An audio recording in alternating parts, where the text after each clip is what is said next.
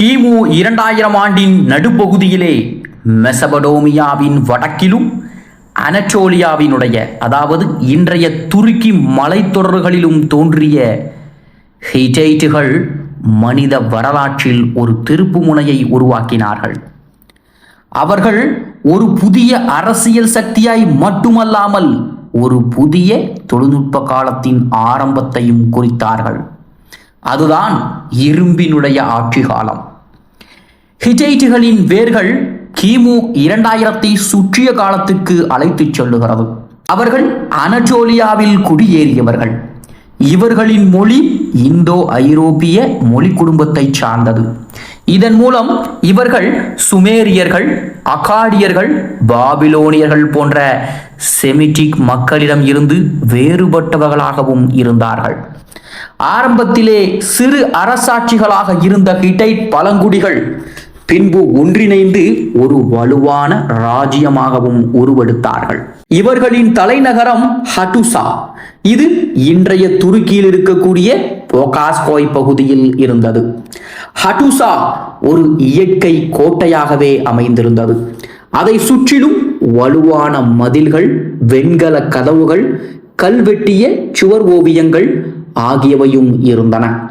மலை தடங்களால் சூழப்பட்ட நகரம் என்பதால் அதை எதிரிகளால் அடைய முடியாது. அங்கிருந்த அரச மாளிகைகள், ஆலயங்கள், அரண்மனைகள், வளாகங்கள் ஆக அனைத்தும் நுட்பமான கட்டுமான திறனையும் காட்டுகிறது.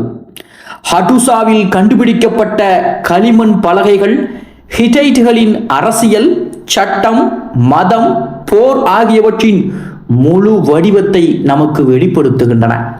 ஹிட்டைட்டுகள் மெசபடோமிய நாகரிகங்களின் பல கூறுகளை தங்களுக்கு ஏற்றபடியே ஏற்றுக்கொண்டார்கள்.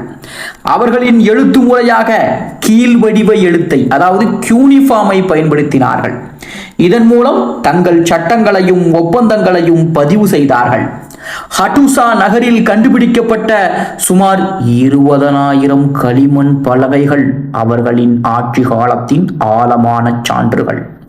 அவற்றிலே அரச ஆணைகள், போர் அறிவிப்புகள், திருமண ஒப்பந்தங்கள், வர்த்தக செய்திகள், கடவுளுக்கு அர்ப்பணிக்கப்பட்ட பிரார்த்தனைகள் என பல வகையான தகவல்களும் இருக்கின்றன. ஹிட்டைட்டுகள் புகழ் பெற்றது அவர்களின் இரும்பு தொழில்நுட்பம் காரணமாகத்தான். உலகில் இரும்பை உற்பத்தி செய்ததும் அதை ஆயுதங்களாகவும் உலோகப் பொருட்களாகவும் பயன்படுத்தியதிலும் இவர்களின் பங்கு மிக முக்கியத்துவம் வாய்ந்தது என்று வரலாற்றாளர்கள் குறிப்பிடுகிறார்கள். அதற்கு முன்பு வெண்கலமே முக்கிய உலோகமாக இருந்தது. ஆனால் இரும்பு வெண்கலத்தை விட கடினமானது, உறுதியானது, மலிவானது. இதனால் ஹிட்டைட்டுகள் தங்கள் ஆயுதங்களில் முன்னேற்றம் பெற்றார்கள். அவர்கள் தயாரித்த வாள், கேடயம், இரதக்கம்பிகள் ஆக அனைத்தும் மற்ற நாகரிகங்களின் ஆயுதங்களை விட வலிமையானவை. இந்த இரும்பு கண்டுபிடிப்புதான் பின்னர் உலகம் முழுவதும் பரவி மனித வரலாற்றையே மாற்றியது என்பதும் குறிப்பிடத்தக்க ஒரு விஷயம். அவர்களின் இராணுவ சக்தி மிகுந்த ஒழுங்குபடுத்தப்பட்டதாக இருந்தது. ஹிட்டைட் படைகள் போர் ரதங்களை கொண்டு போரிட்டார்கள். ஒவ்வொரு ரதத்திலும் 2 அல்லது 3 வீரர்கள் இருந்தார்கள். ஒருவர் குதிரைகளை இயக்க, மற்றவர் அம்பு எய்ய, மூன்றாவது ஒருவர் வாளை பயன்படுத்த. இது அதிரடி தாக்குதல் முறையாகவே இருந்தது. ஹிட்டைட் போர் ரதங்கள் எகிப்திய ரதங்களையே மிஞ்சும் வடிவில் இருந்தன. ஹிட்டைட்டுகளின் மிகப்பெரிய இராணுவ வெற்றி என்றால் எகிப்தியர்களுடனான கதேஷ் போர்தான். இது கிமு 1274 ஹிட்டைட்டுகளின் மன்னன் 2ஆம் முவாத்தனீஸ் மற்றும் எகிப்திய பேரரசர் 2ஆம் ராம்சஸ் ஆகியவர்கள் இடையே நடந்தது. கதேஸ் இன்றைய சிரியாவுக்கு அருகில் இருக்கக்கூடிய அப்போதைய ஆசியாவின் மிக முக்கிய வணிக மையமாகவும் இருந்தது. 2 பேரரசுகளும் அந்த நகரத்தை பிடிக்க தீர்மானித்தார்கள். போர் கடுமையாக நடந்தது. 2 பக்கமும் பெரும் வீரர்கள் இழப்பு ஏற்பட்டது. இறுதியில் எந்த பக்கமும் தெளிவான வெற்றியும் கிடைக்கவில்லை. ஆனால் பின்பு இருவரும் கதேஸ் அமைதி ஒப்பந்தம் எனப்படும் வரலாற்றின் முதல் எழுத்து வடிவமான அமைதி ஒப்பந்தத்தை கையெழுத்திட்டார்கள். அந்த ஒப்பந்தம் களிமண் பலகைகளில் பதிவு செய்யப்பட்டு இன்று வரைக்கும் உலகின் மிக பழைய சர்வதேச ஒப்பந்தமாக போற்றப்படுகிறது. அதை போல ஹிட்டைட்டுகள் சட்டத்திலும் சிறந்த முன்னேற்றம் கண்டிருந்தார்கள். அவர்களின் சட்டங்கள் ஹமுராபி சட்டங்களைப் போல கடுமையானவை அல்ல. தண்டனைகள் பெரும்பாலும் நிவாரணம் அல்லது நஷ்டஈடு வடிவிலேயே இருந்தது. கண்ணுக்கு கண் என்ற கொள்கை அங்கே காணப்படவில்லை. இது அவர்களின் சமூகத்தின் மனிதநேயத்தையும் நிதானத்தையும் காட்டுகிறது. ஹிட்டைட் சமூகம் குடும்ப மையமாகவே இருந்தது. பெண்கள் கல்வியிலும் பொருளாதாரத்திலும் சிறப்பிடம் பெற்றிருந்தார்கள். சில பெண்கள் ஆலயங்களில் முக்கிய ஆசாரியர்களாகவும் இருந்தார்கள். அவர்கள் மத வழிபாட்டில் பெரும் பங்கு வகித்தார்கள். கடவுள்களாக கருதப்பட்ட இயற்கை சக்திகளான சூரியன், இடி, மின்னல், மலை, பூமி ஆகியவை இவர்களின் மதத்தின் மையமாகவும் இருந்தது. ஹிட்டைட்டுகளின் மன்னன் மலைக்கடவுளோடு நேரடி உறவு கொண்டதாகவும் நம்பப்பட்டான். இதனால் அரசியல் அதிகாரமும் மத அதிகாரமும் ஒரே கையில் இருந்தது. அவர்களின் கலை நுணுக்கமும் கூட குறிப்பிடத்தக்க ஒன்றுதான். ஹட்டுசா மற்றும் யாசிரிகயா போன்ற இடங்களில் கண்டுபிடிக்கப்பட்ட கல் செதுக்குகள், நுண்ணிய சிற்பங்கள், கடவுள் மற்றும் மன்னர்களின் உருவங்கள் ஆகியவை அவர்களின் கலைநயம் மற்றும் ஆன்மீக சிந்தனையை வெளிப்படுத்துகிறது. அவர்களின் சிற்பங்களில் மலைகளும் விலங்குகளும் வானமூலங்களும் இணைந்திருக்கின்றன. இது இயற்கையை கடவுளின் வடிவமாக கண்ட நம்பிக்கையையும் வெளிப்படுத்துகிறது. ஹிட்டைட்டுகள் அசீரியர்கள், பாபிலோனியர்கள், எகிப்தியர்கள் போன்ற பெரிய பேரரசுகளோடும் வணிகம் செய்தார்கள். அவர்கள் தங்களுடைய இடம் அனட்டோலியாவில் இருப்பதால் கிழக்கு மேற்கு வணிக பாதைகளின் மையமாகவே அவர்கள் இருந்தார்கள். அவர்கள் தங்கம், வெண்கலம், இரும்பு, மரப்பொருட்கள், மசாலா பொருட்கள் ஆகியவற்றையும் வியாபாரம் செய்தார்கள். இவர்களின் வணிக வலையமைப்பு மெடிட்டேரியன் கடல் வரை பறந்திருந்தது. ஹிட்டைட்டுகளின் பேரரசு அக்காலத்தில் உச்சத்தையும் அடைந்தது. கிமு 14ஆம் நூற்றாண்டில் மன்னர் சுபிலிலுயிமா மற்றும் அவரது வாரிசுகள் பேரரசை மிகப்பெரிய அளவில் விரிவுபடுத்தினார்கள்.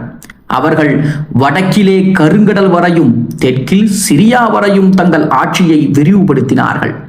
ஆனால் காலப்போக்கில் உள்நாட்டு அரசியல் சண்டைகள், அண்டை நாடுகளின் படையெடுப்புகள், இயற்கை பேரழிவுகள் ஆகியவை சேர்ந்து அவர்களின் பேரரசை பலவீனப்படுத்தியது. ஹிட்டைட் பேரரசின் வீழ்ச்சி என்பது ஒரு நாட்டின் முடிவு மட்டுமல்ல, அது ஒரு நாகரிகத்தின் மாற்றமாகவும் கூட பார்க்கப்படுகிறது. கிமு 1200ஆம் ஆண்டின் அருகே மெடிட்டேரியன் கடலோர பகுதிகளில் ஒரு பெரும் அதிர்வை ஏற்படுத்திய மர்மமான கடல் மக்கள் தோன்றினார்கள். அவர்கள் எகிப்திலிருந்து அனட்டோலியா வரை தாக்கினார்கள். இதனால் பல பேரரசுகள் தளர்ந்தன. ஹட்டுசா நகரம் முற்றிலும் எரிக்கப்பட்டது. ஹிட்டைட் மன்னர் மற்றும் அரசவையினர் பலரும் உயிரிழந்தார்கள் அல்லது வெளியேறினார்கள். ஆனால் ஹிட்டைட்டுகள் முழுமையாக மறைந்து விடவில்லை. அவர்களின் கலாச்சார மரபுகள் சிரியா மற்றும் தெற்கு அனட்டோலியாவில் சிறு அரசுகளாக மீண்டும் தோன்றியது. இதையே நியோ ஹிட்டைட் காலம் என்கிறார்கள்.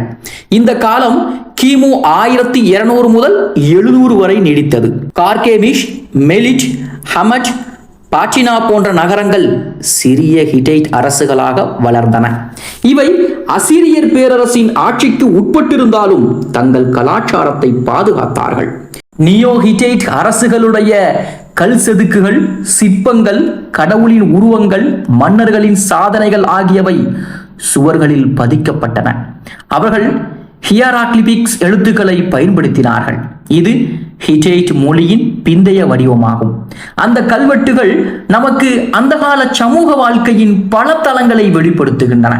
போர், வணிகம், மதம், அரசியல், குடும்பம் ஆகிய அனைத்தையும் அது கூறுகிறது.